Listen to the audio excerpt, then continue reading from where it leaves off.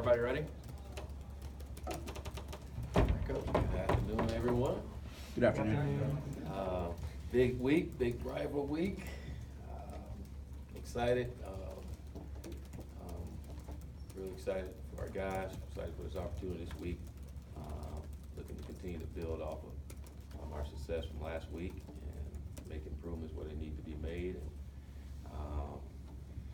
looking forward to going down here and play against a really good football team. All right, we'll start with Chris for questions.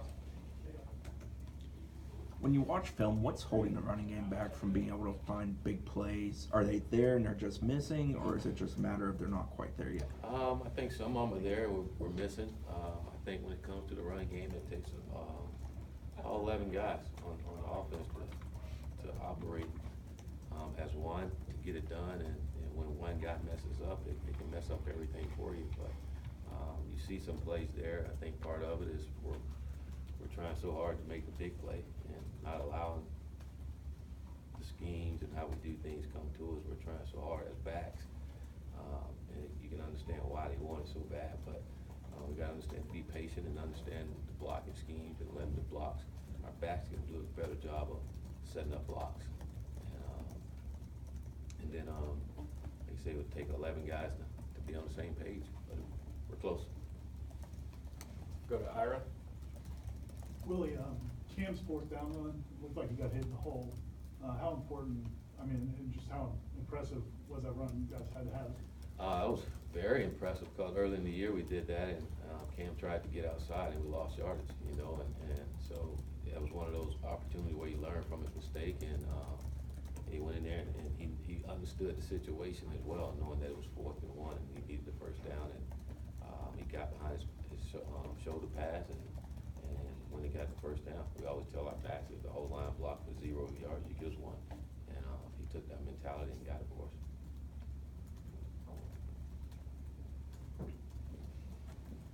Go to Gene. Hey, Coach, one of the most interesting stats I've seen from you guys this year is your turnover ratio. I think you forced 13 fumbles and only recovered 2. I mean, have you seen that kind of disparity before? And is it just a matter of luck? Is there something more you can do defensively to grab some of those fumbles? We got to do a good job of getting to the ball. I think part of being around the ball is huge. So when it's on the ground, you have a better chance of getting it. I think you also got to understand, I can remember in one game where we tried to scoop and score where we should have just recovered the ball. You know, as part of, you hear me talk about playing winning football, it's part of teaching our guys again how to play winning football. But those things happen. I mean, it get frustrating. You see it on the ground, and we don't get to it. When it's on the ground for us, someone else get to it. But we got to keep working at it, and hopefully those things change for us. We'll go to the back right. Coach, first conference win of the season. You guys played amazing. Can you just talk about the mindset of the players and the coaching staff, and how you guys are willing, what do you guys need to work on to prepare for Miami? I wouldn't say we played amazing, but we hung in there. We stuck together, the team, and found a way to win the ball game. And that was really important for our football team, that they stick together and find a way to win a tough ball game. And I was really impressed by that, how our guys did that. And then to get better, there's lots of areas where we can improve. We talked earlier, running the football, we can be better there, which would be big for us on offense. Defensively, we can be a lot better in the secondary and not giving up big plays, which kind of hurt us there early in the game. So there's a lot of areas to improve on. Those things we can't do against a really good football team like Miami. We got to do a great job of taking care of the football and make sure we don't give up big plays on defense. AJ gets the interception. Murray, he scores a touchdown to set the game. Can you just kind of give us some feedback of those players and the skill sets that they bring to the team? I was more impressed that both of those guys made plays for us, being seniors on this football team, and making plays when we needed them to be made, and that was huge. You think about, we got a group of seniors that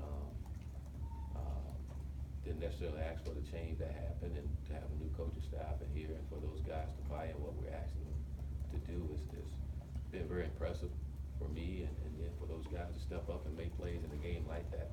Says a lot about them and their character and how they feel about Florida State. Go over to Sean. Coach, when teams are in obvious passing downs, have you thought of maybe throwing a third quarterback out there, or just guys who are out there trying to do a better job of coverage? We just gotta do a better job in coverage. I mean, when guys just running free, I don't think that's just, having an extra DB in the game or not. That's technique, that's missed assignment, and we gotta do a better job of, from technique and assignment standpoint, and making sure our guys, as coaches, making sure our guys are where they're supposed to be. Kurt. Growing up a Florida State fan, I guess, do you have any memories of the Florida State-Miami rivalry from growing up? And what's it mean this weekend to kind of get to be a part of that? It's one of the biggest rivalries in college football, and when I was growing up, that game pretty much came down to the national championship game for a while there. And again, I can, I said it before, just remember, when that week came on, we had a little league game. As soon as that game was over, we were all watching TV to watch the Canes and the Noles play, and it's one heck of a rivalry. You know, it's gonna be physical. We'll see some big hits, some big plays, guys flying around. It's a game you don't necessarily have to get guys fired up for. They understand the importance of this game, and think about here in the state, this is kind of like where it starts when it comes to winning the state championship. It starts with this game here. So our guys understand the importance. I'm excited about it. This is why you signed up to come to a place like Florida State to play in games like this, and we're excited about it. Wayne. Coach, the defense missed a lot of tackles, particularly in the first half. Was it a lack of physicality or lack of technique? Just what was the issue with that? I think both. I think whenever you miss a tackle, sometimes it's both of those. It's physicality and technique, and we got to be better at it and getting more guys to the ball. I think whenever you can get more guys to the ball, chances of missing tackle are slim. So making sure we have enough guys running to the football, so when the guy do miss, somebody else is there to cover up for him. So I think whenever it comes to missing tackle, it comes down to physicality and technique. Catherine. As far as the O-line, protection was much cleaner than previous games, and Francois was not sacked all game. So do you credit that to Dickerson's return, and what does his impact, his presence, have on the team? Well, I think we all know Landon's one heck of a football player for us, and to have him back was huge for our offense. But I think overall, one guy just doesn't make that happen. I think our offense line just got better in the ball game. Each week they're getting better. Still not as consistent when it comes to depth and having guys in there playing together enough. But the guys that's playing now, they're getting a little better each and every week, and that's what we want from them, and expect for them to do is to continue to get better each and every week. We'll go to Lane in the back. On AJ's interception, he said he saw the tight end signal to the quarterback. Is that what you saw on the play, and is that a matter of a guy paying attention and putting himself in a situation to make a play for the team? I tell you, for me, it was a really proud moment for me, because all throughout the week I'm back in secondary with those guys and constantly in their ear about looking at certain things coming out of the huddle, and it paid off for him. You know, in that game he was paying attention, and he said he saw the tight end talking to the quarterback, and he thought they would probably throw the ball there, and then when he did, he was shocked, and he went and got it. But that was a guy that just locked into the game situation and things before the snap of the ball, and when you play football like that and you're locked in, good things can happen for you. Coach, what's something that you understood about Louisville before going in? What's something about Louisville I understood? Yeah, about the team that you. Well, I knew it was tough playing up in Louisville. Whenever you play up there, it's tough to play, and new coach Petrino would have his guys ready to play, and which they did, and again, we were going to win in a tough environment, and we knew it was going to be that way, and it was great to see our guys overcome. Ira. Well, you talked about it a little bit before on the secondary, or you guys are also blitzing a lot and doing a lot of things to try to pressure the quarterback. Is there some give and take there, or do you have to live with some of that, or are you not happy with how the secondary played? We just got to play better. I mean, I keep repeating myself, but we got to play better with technique. I said it after the game Saturday. I said it again. When you watch the film, bad technique guys aren't where they're supposed to be. We got to as coaches, evaluate what we're doing and seeing if we're asking them to do too much, if they can do it or not. If they can't, then we're not gonna do it. But if we can, then we need to demand that they're where they're supposed to be. I think it comes down to that more than anything, just guys knowing their assignment and being there. And we gotta do a great job of demanding that they're there or don't do the scheme. Right. Coach, you were talking about how focused AJ was, just picked that up at the last moment of that game. What does it say about your defense and your team that despite the fact that that whole game hadn't really gone their way, that they're still locked in that last moment, last 2 minutes of the game, able to make that play and obviously win this game for you? What does it say that they were still locked in there? Well, I thought just the entire second half. I mean, they only had 3 points in the second half. And we gave up 21 in the first half. That told me our guys was locked in and refocused on what they needed to do. And our defense been playing well all year, you know, and they've been playing to the end.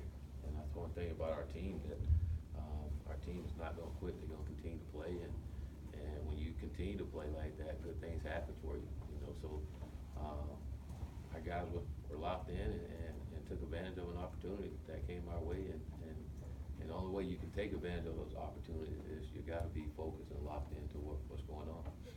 Go to Brendan over in front line. Willie, going back to the offensive line, this was, I believe, the first game where all 5 played throughout the entire game, and you talked about having synergy and consistency. What does that mean for the group moving forward, that it worked and that those guys were able to all work together for an entire game? I think if we continue to improve, we're going to see improved play in every area up front, whether it's running or pass blocking. And when you can have guys in there playing together, you can see that improvement a lot quicker. And I think the communication up front comes a lot better when you have guys in there consistent enough. And I think that helped us on Saturday, especially when it came to pass protection. All right, Gene. Coach, a lot of, a lot of talk about the offensive line and their blocking, but in your system, how important is it for the wide receivers to get up and block, especially in some of those jet sweeps and some of those wide plays? It doesn't, and again, I'll take your answer, but are you seeing what you want out of those guys, and how far are they away from getting it? Well, I think our receivers have done a good job of blocking on the perimeter. I thought early in the year we didn't, but over these last couple of weeks, our guys have been physical out on the perimeter, doing a good job of blocking, and it is important, especially when we're trying to get the ball out on the outside.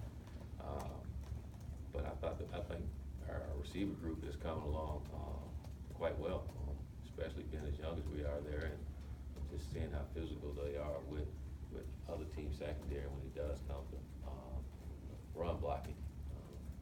I think we can see more of them blocking out there. We get the ball and have some big runs for us, so we can see those things. Like I say, we're close, and we have some good runs in that game, and we just got to be more consistent with it. And I will say this too, when it comes to running, we got to start fast. You know, some of these games we've been behind, and that doesn't help you when it comes to a run game, and you don't get as many attempts as you want to. So we can play better, start faster, and I think we get more opportunities to do those things. We'll go to Wayne over in the front. Coach, it seemed like Cole Mitchell had the best game that he's had so far this season. Just how nice is it having him healthy, and what does he bring to the table when he is healthy? Well, I think what's happening with Cole now, he's starting to get in football shape. You know, he hadn't, since I've been there, hadn't practiced a lot, not much in the spring and not much in training camp. So now he's starting to get himself in football shape, and each week he's gotten a lot better, and he's playing a lot more now. So the more reps he gets, the better he is. And again, I think it's more of them getting in football shape, which is helping, and they're helping our football team. And with Cam, it seems like he's gotten a lot better at pass blocking. He had a couple of really nice pickups against Louisville. Just where have you seen him in that phase? He's been big time in it, and I think as a back, that's a 1-2 thing. You got to want to do it, and Cam take pride in. You know, I thought he did a great job on Saturday, stepping up in there. Louisville blitzed quite a bit, but stepping up and making some of the block that he did, and allowing DeAndre to throw the ball was huge, and that's so critical in the passing game. Our backs got to be like offensive linemen and helping us in that, and it's great when you have backs that's big enough, strong enough, and willing to go in there and be physical when it comes to pass protection. And again, he's done an outstanding job with that for us. We'll go to Tim in the front line. Live, it looked like DeAndre had a really nice game, especially in the second half. Just after reviewing and watching, what did he do well? What did it look like to you, and what kind of progress did he make? Well, I thought in the first half, it was a mixture of a couple of things. A couple of throws he missed. But anyways, he missed a couple of throws there, and but then he settled down a little bit there in the second half and started executing the offense. You know, but he was really good in the locker room. He was really good on the sideline, talking with his guys, talking to them about not looking at the scoreboard, but playing one play at a time. I mean, you constantly heard him saying that every possession that we started the ball. He just great job of talking to his teammates and keeping them locked into what they had to do. And then when he made that pass play to Terry, I think that really opened up some things for us and got everybody excited and fired up to play ball. Go to Ira. Another guy that might be getting into game shape is Marvin. It seems like there were times in that game where I know he didn't have huge stats, but it looked like he was making his presence known repeatedly. Are you starting to see him be the guy that you guys hoped he could be? Oh yes, and we know Marvin's gonna have a hell of a season for us. He's just one of those type of individuals that he's gonna work his tail off to get himself in the best position that he can be in to have success on the football field. His rehab and the way he came back was very, very impressive. The way he worked to get himself back ready to play football, which tell you how important it is for him and how important it is for him to help his teammates. And to see a big guy like that out there running the way he does and running to the ball is always an impressive thing to see on the football field. And when you got guys like that, big things can happen for you. Go to Aslan in the back. Have you ever been part of a team that's pass first? And as a play caller, is it any different of a rhythm when that seems to be working the best for your offense? No, I think the reason it's working is because we're trying to run the ball and you got guys down in the box trying to stop the run, so that's allowing us to throw the ball a little more, and our receivers are doing a good job of taking advantage of when we do throw the ball, and so I do think that's helping us tremendously. You got guys trying to play man coverage on us, and we have some talented receivers that can get open, so and we got a quarterback that can get them the ball, so when we do that, our guys are taking advantage of it, but I don't think if we're just sitting back just throwing the ball every single play, that's going to be a recipe for success for us. I do think us trying to run the football has helped us, and I think everybody knows we want to try to run the football, so that's why they're in there. But it's good that when we don't run the ball that we can throw it. So I think that's a good thing. And last week was again a step in the right direction for us not to give up a sack and complete our passes like we did in that game was big for us offensively, and it's going to continue to be big for us. Wayne? In the first half, you mentioned how DeAndre missed some throws. Was that due to him not realizing that the offensive line was giving him time to throw? It seemed like he had a little bit of happy feet in the first half. I think it was because of a lot of pressure. They were bringing a lot of pressure, and he had to move his feet sometimes because of the pressure. And I know there one time on third down, he had Nooney coming across, and he didn't step and throw the ball. He didn't have to retreat. He was retreating back. He didn't have to, but I think he felt the pressure coming before the snap, and just didn't stand there, which he usually do sometimes, stand there and make the throw. He didn't on that one. But I can't think of really many more that he just flat out just missed, other than some things that probably should have been called that didn't get called. Go back to Ira.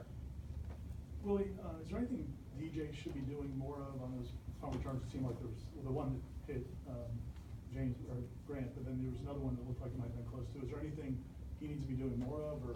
The one that hit Grant, he should have did a lot more than what he did. I mean, first of all, he's got to see from the start. He's got to see the ball off the punter's foot and see that was a short kick.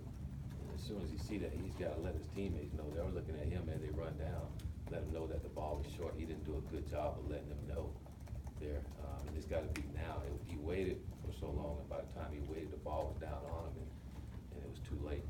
I thought after that he did a great job of getting those guys to get away, and the one that you speak of, it's like the ball was chasing the kid. He was trying to get away, and he was following him. But yes, that's something he's got to be. I mean, that's his job, and he's got to be great with that. And it all starts with seeing the ball off the punter's foot and knowing that the ball was short, so he can call a Peter call to get guys to run away. He's gotta point to where the ball is and where they need to move away from.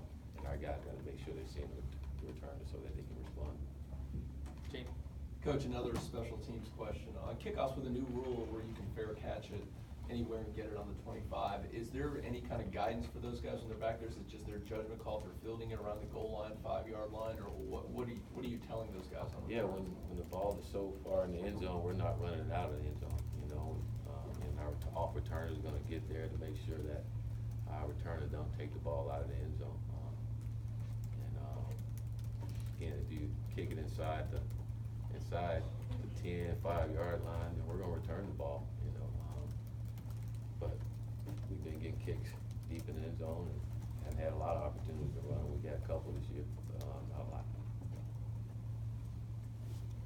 Tim?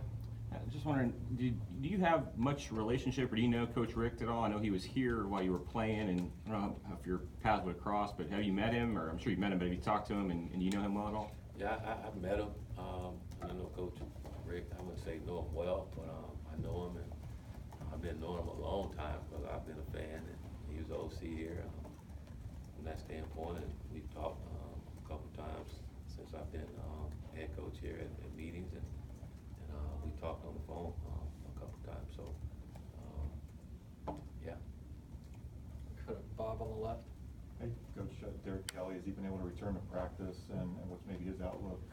Derek is getting a lot better. I would say, if I had to put it on it, I would say he's one of those day-to-day guys. He's come back, and I tell you what, I really appreciate all these guys, man. They so eager to get back out and help their teammates, and they're doing a great job at rehab and being aggressive with their rehab to try to get back on the football field and help their teammates out. And, you'd asked me last week if I thought that Derek would be able to play this week. I said no, but watching him yesterday and move around, he's further ahead than we thought he would be.